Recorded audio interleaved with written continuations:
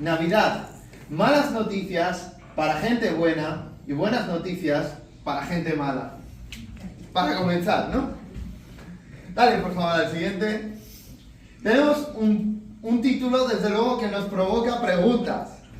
¿Cómo así, no? Vamos a darle al siguiente. El título nos deja perplejos y se trata ni más ni menos que de una paradoja o enigma.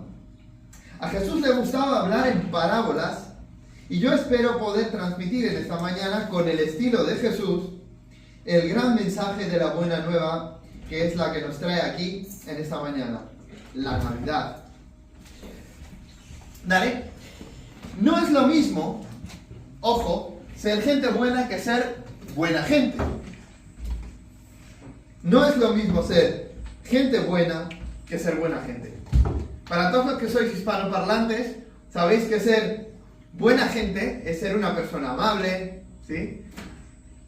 Una buena persona, una persona simpática, una persona que no es maliciosa, etcétera, etcétera, ¿no? Buena gente, eres buena gente. Pero es lo mismo ser buena gente que ser gente buena,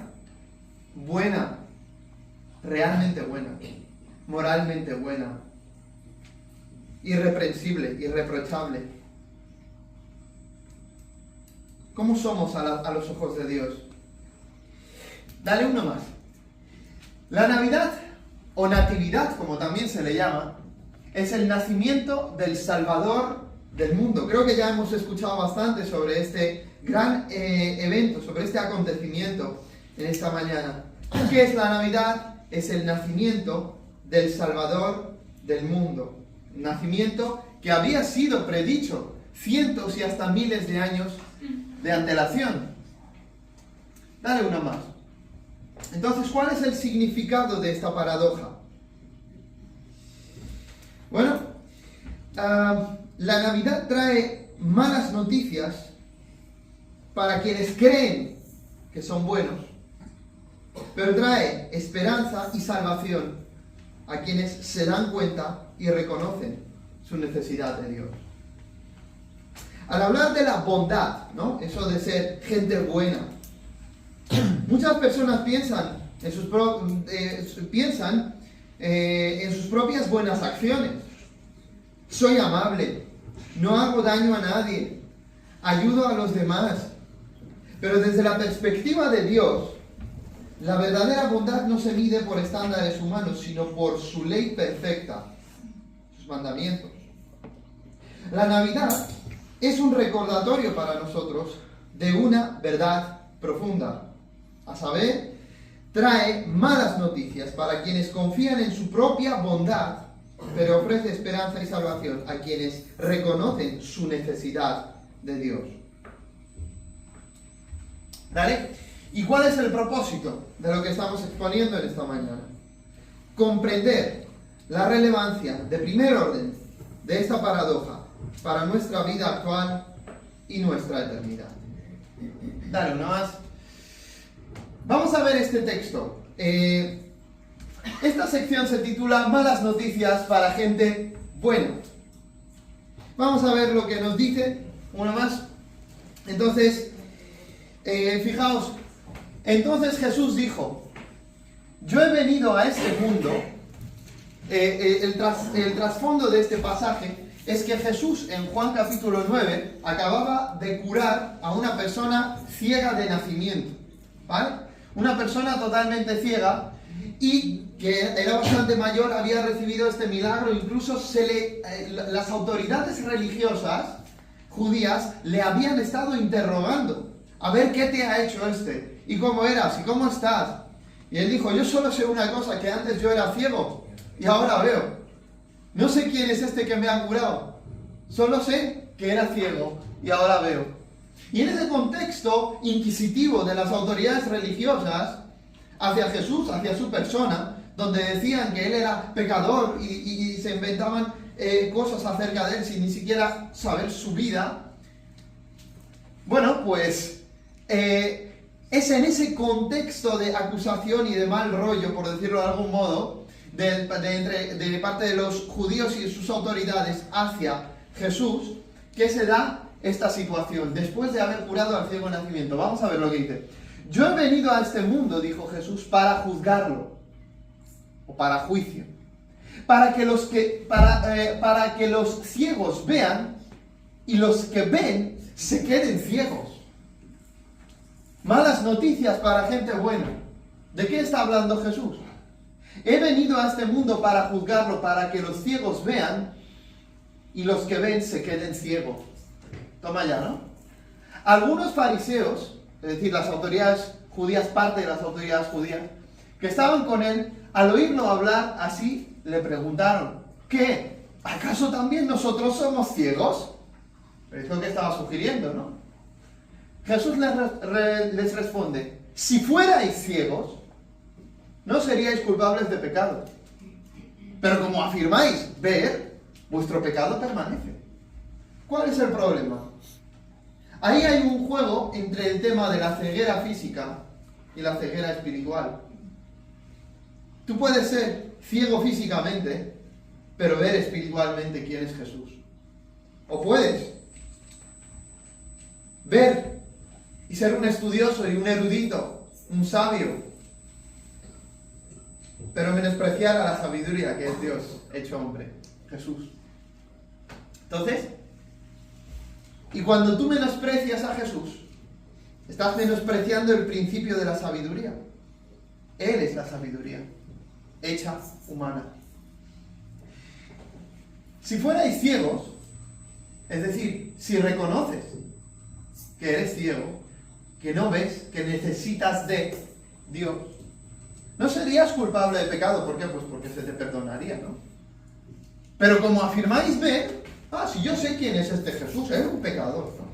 O yo sé quién es, eres un maestro de moral, o yo sé que eres un profeta, yo sé quién eres, como yo veo, yo sé quién es Jesús, y yo sé quién soy yo. Bueno, pues como dice, como afirmáis ver, vuestro pecado permanece. Así que tú puedes ser una persona buena, socialmente reconocida como tal, o buena a tus propios ojos, pero no obstante, Dios te ve como una persona ciega si todavía no reconoces tu miseria y tu necesidad de Dios. Malas noticias para gente buena. Dale otro más, por favor. Jesús dijo que vino ¿para qué? Para que los ciegos vean y los que ven se queden ciegos. Vamos a ver, una más. ¿Cuál es la aplicación de este pasaje? Los buenos, entre comillas, los fariseos, no reconocen su ceguera espiritual y por ello permanecen en su pecado. Por eso permanecen en su pecado. Muchos hoy confían en sus propias buenas acciones para justificarse ante Dios. No soy tan malo, no robo, no hago daño a nadie. Pero la ley de Dios es clara. Si hemos mentido, ¿y quién no? Si hemos codiciado alguna cosa de alguien, ¿has sentido envidia alguna vez? Si hemos amado alguna cosa en esta vida por encima de Dios, más que a Dios, somos culpables de haber roto la ley de Dios y por lo tanto nos quedamos cortos frente al estándar de lo que es bondad para Dios. Vamos a ver una ilustración de ello. ¿Vale? Un peligro que debemos evitar, según el profeta Isaías, de quien ya hemos leído algo hoy, ¿no? En el capítulo 64, versículo 6, es confiar en la propia bondad. Es peligroso, dada nuestra condición pecaminosa. Veamos a continuación. ¿Vale? Bien. Dice, tú recibes, está hablando el pueblo de Israel, como si el pueblo de Israel estuviese hablando en oración a Dios, ¿no? Tú recibes a quienes hacen el bien con gusto, a quienes siguen caminos de justicia, pero has estado muy enojado con nosotros porque no somos justos, pecamos constantemente. ¿Cómo es posible que personas como nosotros se salven? Estamos todos infectados por el pecado y somos impuros. Cuando mostramos nuestros actos de justicia, no son más que trapos sucios. Como las hojas del otoño, nos marchitamos y caemos, y nuestros pecados nos arrasan como el viento. Dice que nuestras obras son como trapos sucios. No sé si habéis escuchado cuál es el significado de esta expresión. Hace varios años se me dijo que los trapos de inmundicia de los que está hablando es los trapos que utilizaban las mujeres en aquella época para su menstruación. Así que imaginaos con qué Dios compara las obras de seres humanos, buenas obras, pero de seres humanos que no quieren que Dios sea su rey, el rey de sus acciones, el rey de sus vidas. Quieren autoafirmarse, crear su propia identidad fuera de Dios. Yo soy suficiente, yo me valgo por mí mismo. Por eso dice Jesús, como tú dices que ves, como tú sabes todo, bueno, pues por eso tu pecado permanece. Nada de lo que tú hagas puede satisfacer las demandas de la justicia de Dios. La paga del pecado es muerte. Y lo único que hacemos día a día, al no arrepentirnos y al no venir a Dios, dice el apóstol Pablo, que es acumular ira para el día de la ira y del justo juicio de Dios. Entonces, cuando mostramos nuestros actos de justicia, dice la Biblia, no son más que trapos sucios. No vale para nada, solo para tirarlo. El mayor bien al que podamos aspirar o que podamos hacer en la vida es conocer a Dios, porque Dios es el bien. Todo lo demás son bienes en función de la relación con el bien.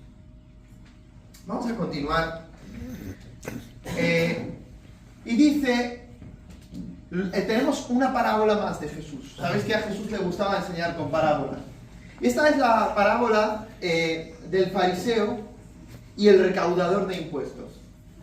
A unos que alardeaban, fijaos, y a unos que alardeaban de su propia rectitud y despreciaban a todos los demás, Jesús les contó esta parábola. ¿Cómo nos recuerda esto a nosotros, no? En cierta ocasión, dos hombres fueron al templo a orar. Uno de ellos era un fariseo y el otro un recaudador de impuestos.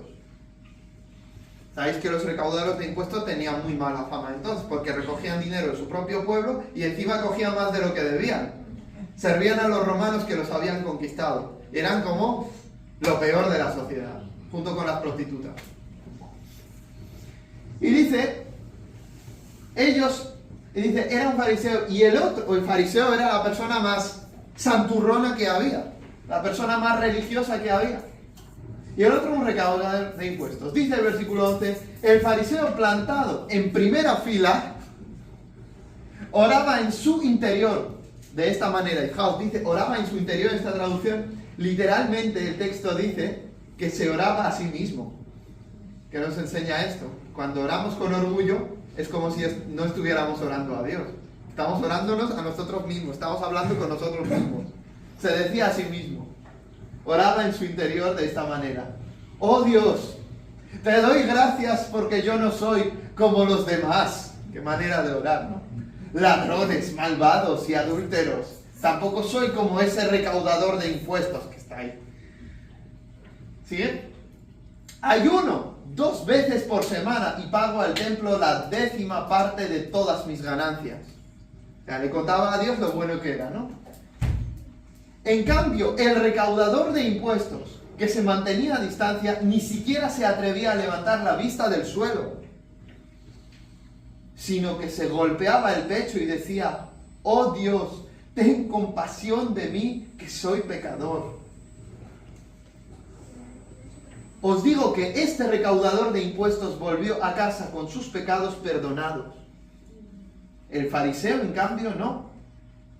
Porque Dios humillará a quien se ensalce a sí mismo, pero ensalzará a quien se humille a sí mismo. Seguimos. La conclusión de esta parábola, ¿cuál es entonces? El fariseo, que se consideraba bueno, la mejor gente de la sociedad, los más santurrones, los más religiosos, no fue justificado. Su ceguera espiritual refleja las malas noticias. Quienes confían en su propia bondad no pueden recibir la gracia de Dios. Creen que ya lo tienen todo. La gracia de Dios es la bondad inmerecida para personas que reconocen su miseria y su necesidad. Seguimos. Y ahora llegamos a la segunda parte de este mensaje, buenas noticias para gente mala. Lucas 19:10, Jesús dice, porque el Hijo del Hombre, habla de sí mismo, porque el Hijo del Hombre vino a buscar y a salvar lo que se había perdido. Esa es su misión. Jesús vino a buscar y a salvar lo que estaba perdido. Esto incluye, ojo, a aquellos que reconocen su pecado y se arrepienten de haber vivido a su manera. Como el recaudador de impuestos de la parábola, los malos que claman por misericordia encuentran en Jesús un Salvador. Qué buena noticia en Navidad, ¿no?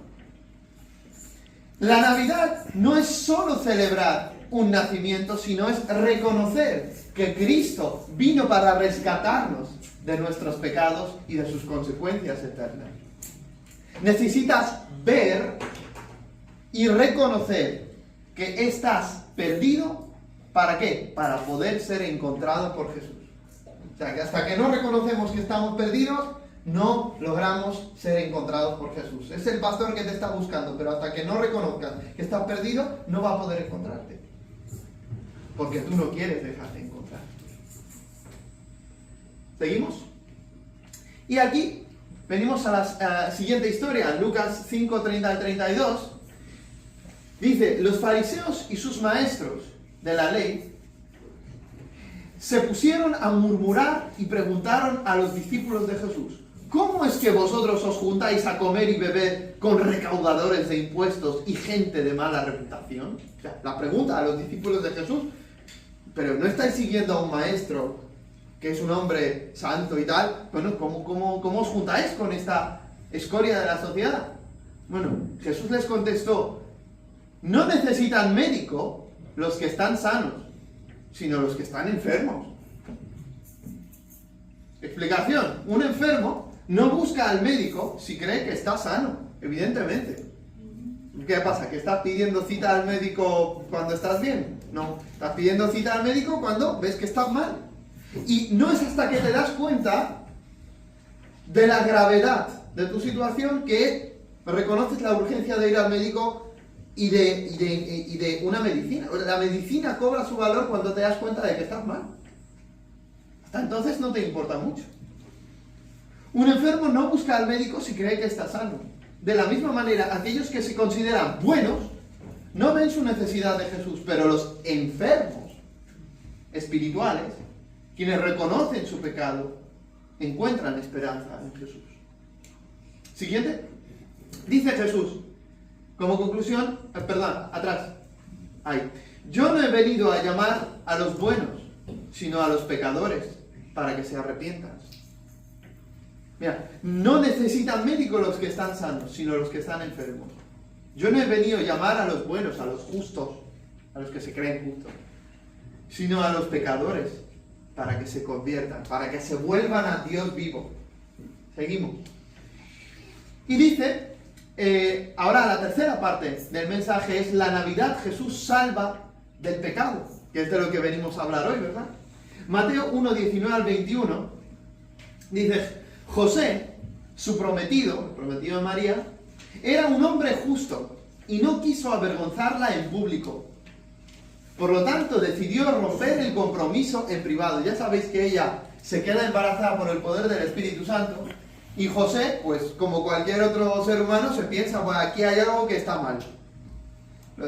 ¿Vale? Entonces, esa historia de que ha sido un milagro no le cuadraba del todo, como a muchos de nosotros nos cuadraría. Y él quería dejarla secretamente, para no avergonzarla en público. Es probable que la hubieran apedreado por ese supuesto adulterio o fornicación. Dice, por tanto, decidió romper el compromiso en privado. Dice en griego, divorciarse de ella, ¿no? Porque legalmente eran marido y mujer, pero faltaba un año más o menos hasta que consumaran el matrimonio después de las bodas. Es la forma de las bodas judías, ¿no? Mientras consideraba esa posibilidad, un ángel del Señor se le apareció en un sueño. José, hijo de David, le dijo el ángel, no tengas miedo de recibir a María por esposa, porque el niño que lleva dentro de ella fue concebido por el Espíritu Santo. Dale. Y tendrá un hijo, y lo llamarás Jesús, porque él salvará a su pueblo de sus pecados. Dale uno más. ¿Cuántos sabíais que la palabra Jesús, el nombre de Jesús en hebreo, Yeshua, significa Yahvé o el Señor, salva? Yahvé, el eterno Dios, el yo soy el que soy, salva. Yeshua, por eso también es salvación o salvador. Es una palabra que se utiliza un montón de veces en el Antiguo Testamento. Cada vez que se menciona la palabra salvación, se dice Yeshua. Bueno, pues Yeshua, Yahweh salva, se ha hecho hombre. Se iba a hacer hombre para rescatarnos de nuestros pecados. Dice, así que la buena noticia dice que tendrá un hijo y lo llamarás Yeshua, Yahvé salva, porque él salvará a su pueblo de sus pecados. ¡Wow! Impresionante profecía. Para eso ha venido Jesús, para salvarte de tus pecados, tanto a los judíos como también a los no judíos, a todo aquel que se arrepiente y cree en él. Dale. Y dice, en Lucas 1, 26 al 38, ahora, aquí tenemos el pasaje donde el ángel habla con María. Dice, al sexto mes el ángel Gabriel fue enviado por Dios a Nazaret, un pueblo de Galilea, a visitar a una joven virgen llamada María, o Miriam en hebreo, que estaba prometida en matrimonio a José, un varón descendiente del rey David. El ángel entró en el lugar donde estaba María y dijo, alégrate, favorecida de Dios, el Señor está contigo. María se quedó perpleja al oír estas palabras, preguntándose qué significaba aquel saludo. Pero el ángel le dijo, no tengas miedo, María, pues Dios te ha concedido su gracia. Acordaos, gracia, bondad inmerecida. Dios te ha concedido su gracia. Vas a quedar embarazada y darás a luz un hijo, al cual pondrás por nombre Jesús, Yeshua. Un hijo que será grande, será hijo del Altísimo. Dios, el Señor, le entregará el trono de su antepasado David. Reinará eternamente sobre la casa de Jacob, es decir, el pueblo de Israel. Y su reinado no tendrá fin. ¡Wow! Su reinado no tendrá fin. Venía para establecer el reino de Dios, que comenzaba a través de su persona, a través de sus discípulos, a través de la iglesia como señal del reino de Dios en la tierra, y cuando venga por segunda vez, el reino de Dios será perfectamente presente en la tierra. Será consumado, será completo, y vendrá el gobierno de Dios a la tierra a través del Mesías, que es Jesús. Reinará eternamente sobre la casa de Jacob, y su reino, su reinado, no tendrá fin. Seguimos. María replicó al ángel, yo no tengo relaciones conyugales con nadie. ¿Cómo pues podrá sucederme esto? Dice textualmente, soy virgen.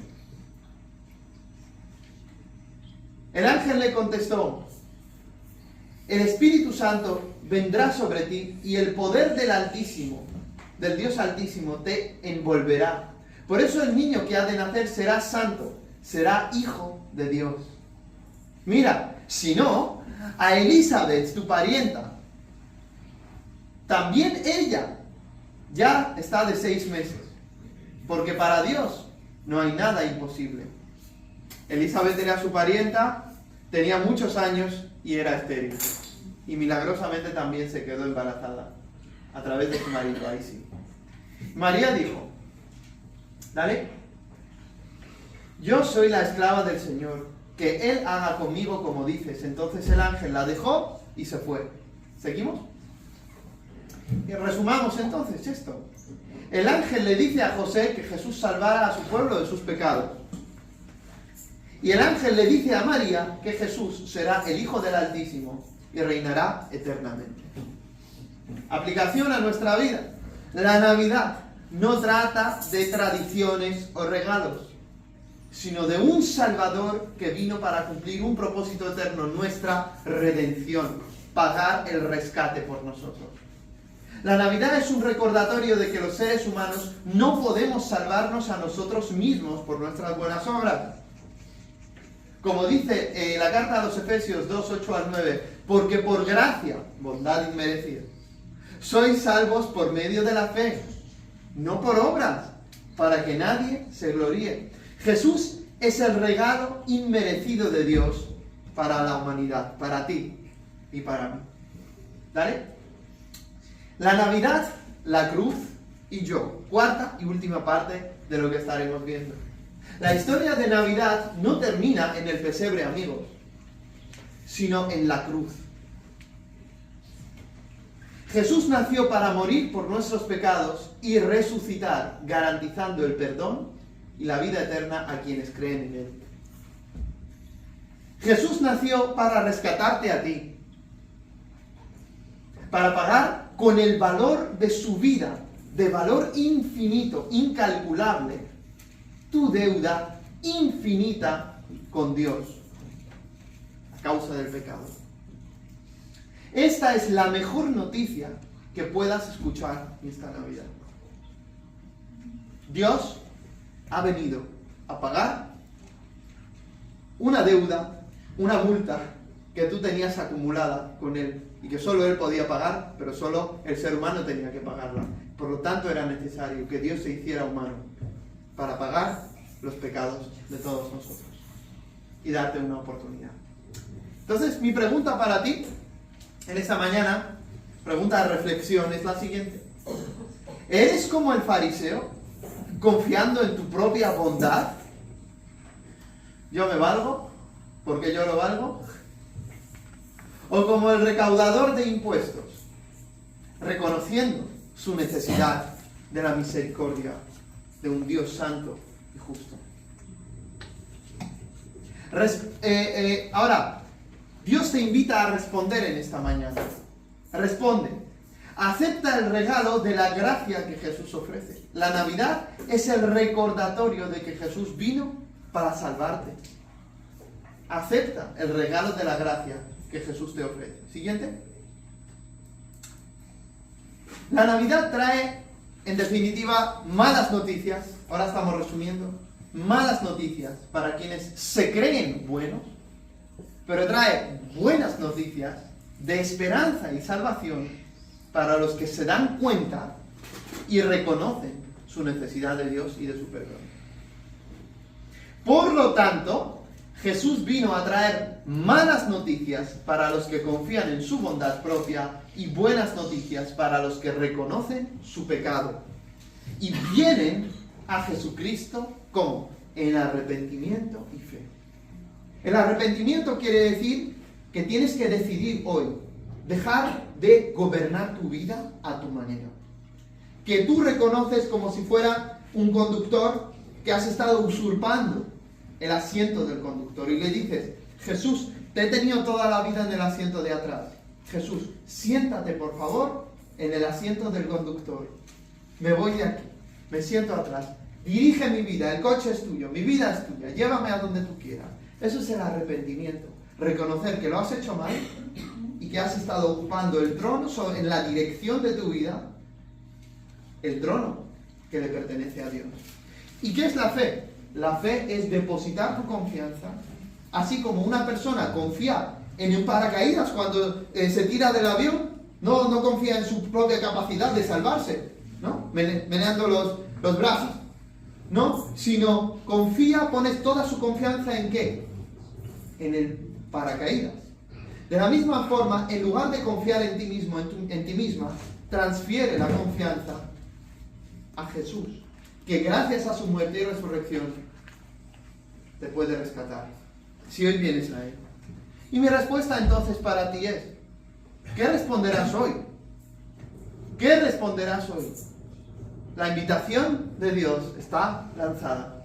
Deja de confiar en tu propia bondad y corre en arrepentimiento y fe hacia Jesús, quien vino, en sus propias palabras, para buscar y salvar lo que se había perdido.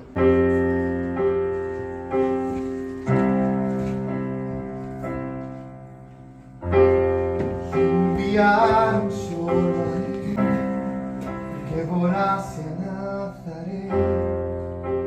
Corre, ángel Gabriel. Ya no quiero esperar más. Llevo una eternidad deseando me acercar. Ve y dile a esa mujer que aún recuerdo lo que hablé, que aún mi pueblo volverá al Edén. Alégrate, pues te llenará de gracia y de poder. En esperanza van a nacer, darás a luz, una luz que no se apagará jamás. Le llamarás Jesús, será el Rey, cumplirá toda la ley en una cruz, para salvar a hombres y mujeres como tú.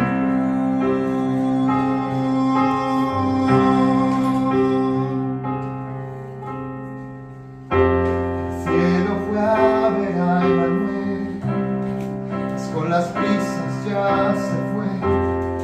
Se dejó hasta la corona y la luz de su piel.